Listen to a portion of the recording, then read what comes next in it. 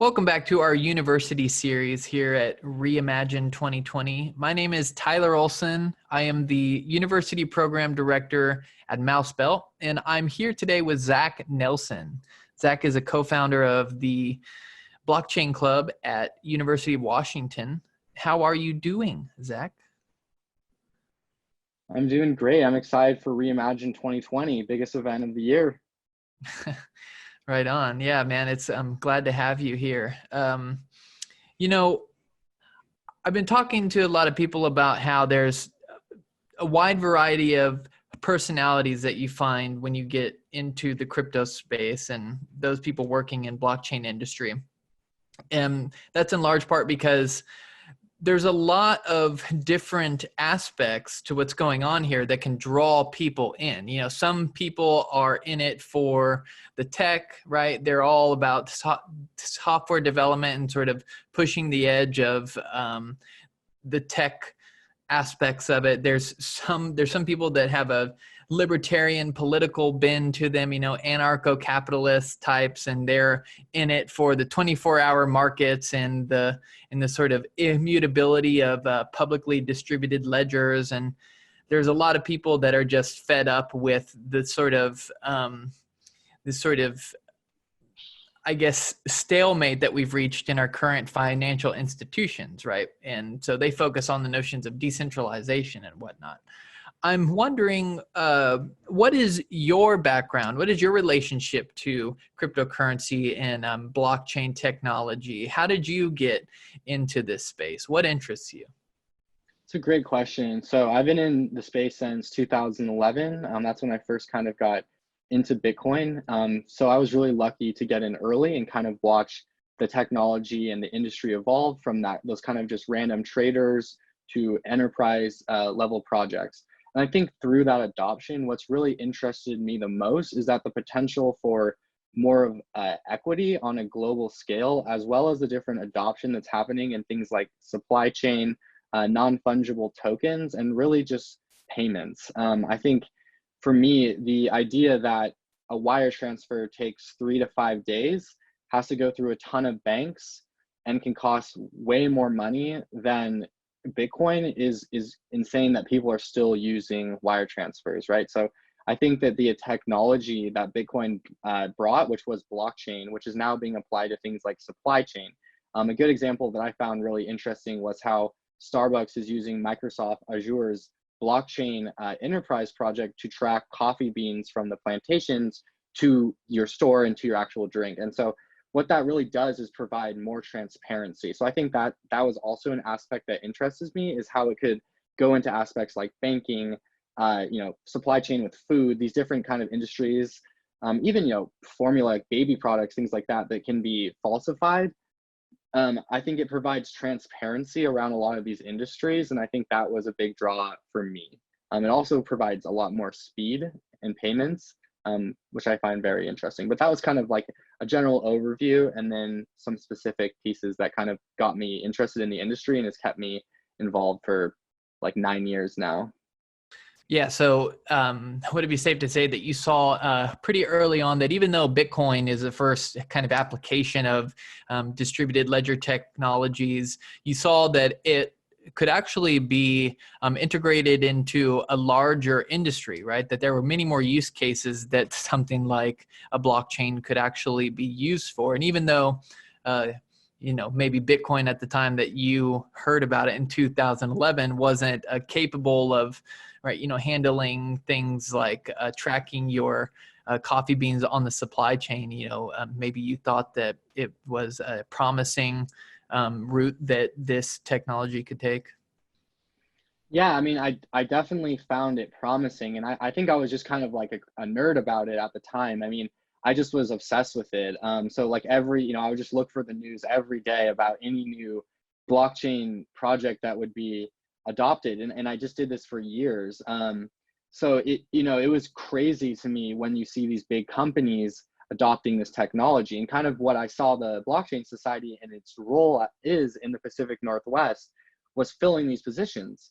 Right now, as someone who goes to the University of Washington, I'm graduated, but I've watched kind of the school struggle with this industry, right? We have Microsoft here, we have T-Mobile here, we have Amazon, and Facebook is opening offices up here in Seattle in the Pacific Northwest. These are all companies that in one way or another are implementing blockchain technology, whether it's through supply chain or something like the Libra project with Facebook, where it's an actual coin. And there's just not really people who are educated to fill these positions, or at least weren't in the past. So kind of what one of the main goals of the Blockchain Society was, and it started with about 5 people in a library room, 5 members, and now we have about 700 to 800 members. So the interest has exploded. But what we kind of saw was that these companies, they needed the work done, and the school wasn't actually educating or filling these positions. So we as students kind of took that place in the meantime. And I think a lot of different clubs around the United States and world were doing that. Because what we found was really interesting, I think we launched in Valentine's Day on 2017. But what we found really interesting was we realized in the next 6 months after we had launched that Harvard had done the same thing, MIT had done the same thing, Oregon, UCLA, NYU. And we hadn't talked to each other about this. It's just that there was enough grassroots movements on all these different campuses in a decentralized way, a very blockchain way. All these students independently created these different organizations to do the same thing. And so that was just kind of an amazing thing to see. And then, as time goes on, we just developed more and more. I see. So it's almost like your efforts to start a club and start recruiting people in the student body was a response to a lack of educational materials that were woven into the curriculum at the sort of departmental levels. Is that right? Like, what's the state of blockchain education at your school? Were there already classes that were being taken, or? No, 100%. I mean, great question. So, I mean, I saw the demand, right? Like the demand was obvious. I would go into a classroom and students would be refreshing Coinbase, Bittrex, whatever on their phone, like literally like a third of the class, right? And this was when all this was blowing up. And I was like, why aren't all of us meeting? Like, why aren't we talking about this and, talking about new projects and seeing what we can build and, what needs are there in this industry that we're all interested in? So I kind of saw that need, and the school wasn't filling that need. I mean, when I think I had a meeting with the vice chancellor.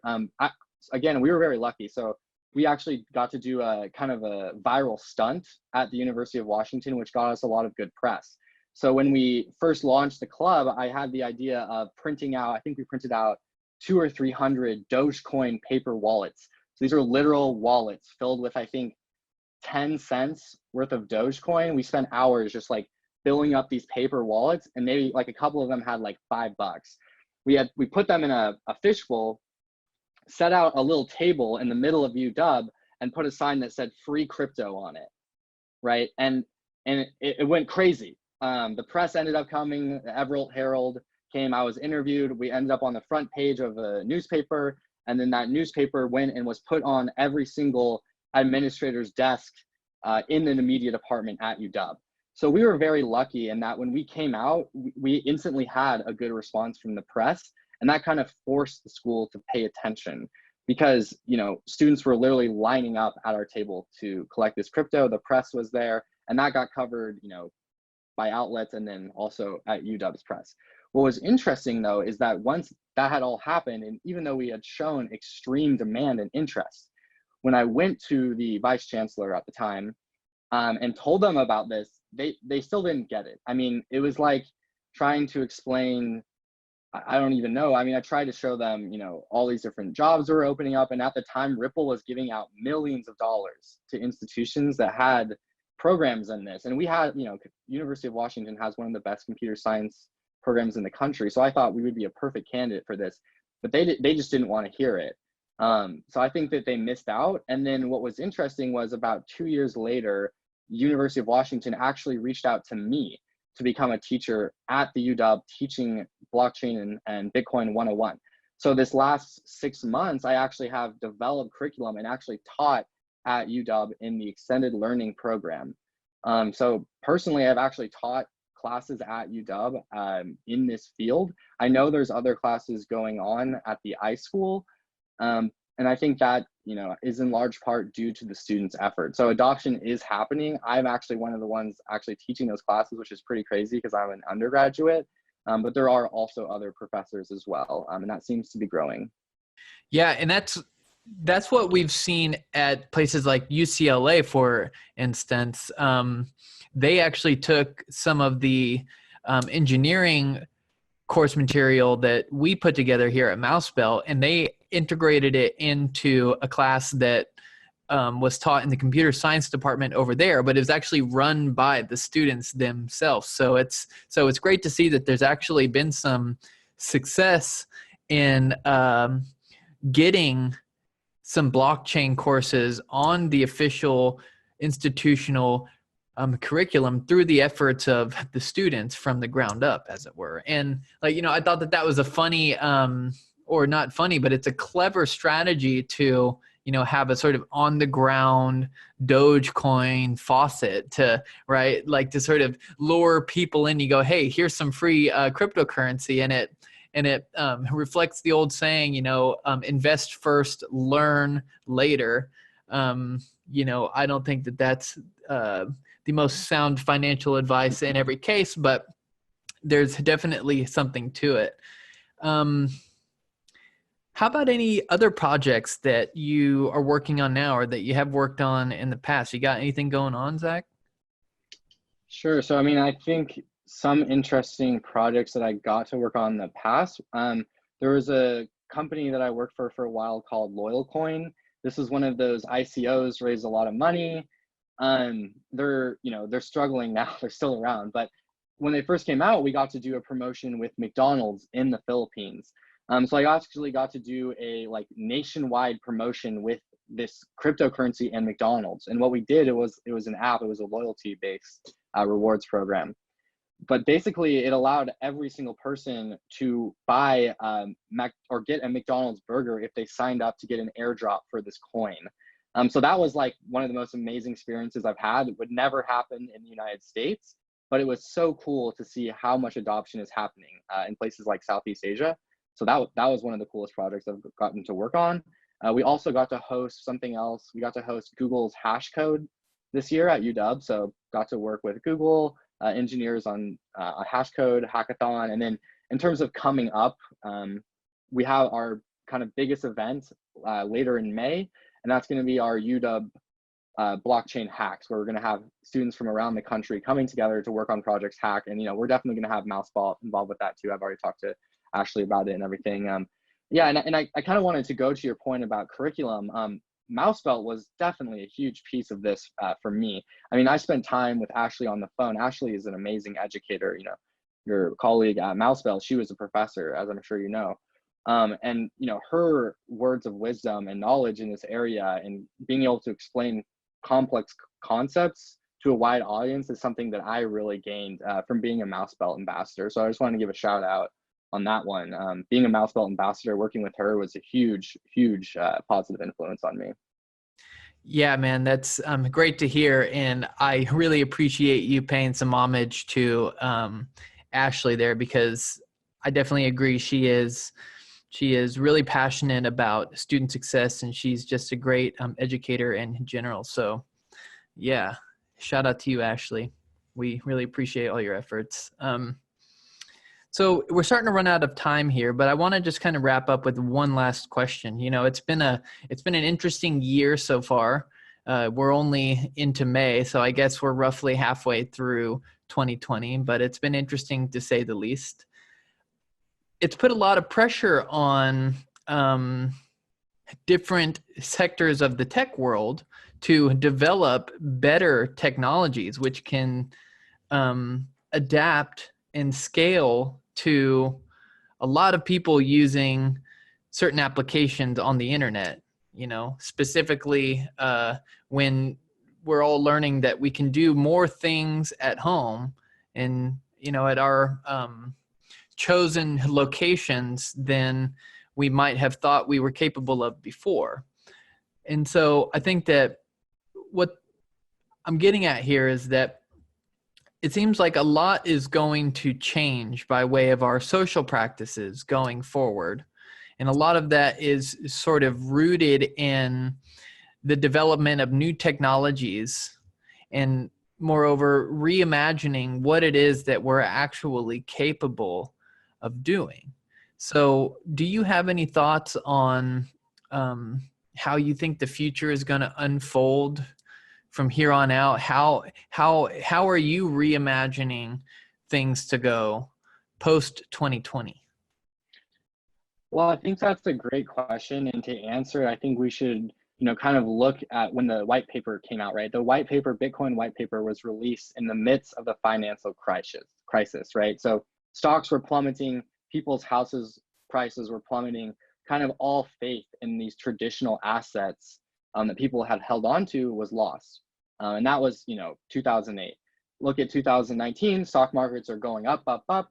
It's a wonderful, it's amazing. This pandemic hits and all of that crashes, right? And I think that what it does is it just, again, shows the need for something like Bitcoin that has actually withstood this economic global crash and has actually even performed better during it. So I'm not saying that it's a cure-all or that the price will necessarily go up, but it is a store of value. And it seems to be a good store of value even in the midst of a global pandemic. And so if that's not a testament to what it's good for and why it's valuable, then I don't know what is. So I think that the adoption will continue to increase. And that's not only with crypto, I think in payments, supply chain, enterprise along the line, we're just going to see more and more adoption. And I think what will surprise people the most is that probably the adoption, they won't even know it's happening. They'll just send money to their friend in another country, and it's one day will just be cheaper and faster. And they might not know that that payment was sent on a blockchain. It will just be easier for them. And that's kind of how I see the adoption happening. Same with supply chain. The consumer at Starbucks is just going to go in, scan their coffee. They're going to get to see where those beans were from.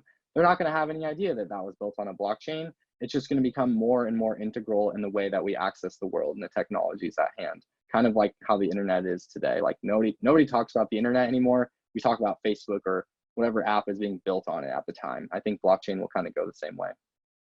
Beautiful. Well, Zach, thank you so much again for taking some time out of your day to hop on this interview with me. Is there any place that people could find you, like a Twitter handle that you want to just drop in there real quick? Telegram? I'm not active on Twitter. You can find me on LinkedIn. I post on LinkedIn a lot. I'm super active. So I would say LinkedIn is probably the best place to find me. Got it. And then you can follow our UW blockchain on Twitter too, if you want.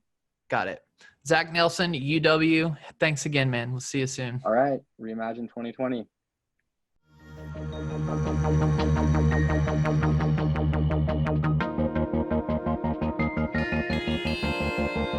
Stay tuned to learn more about student interest in blockchain technology.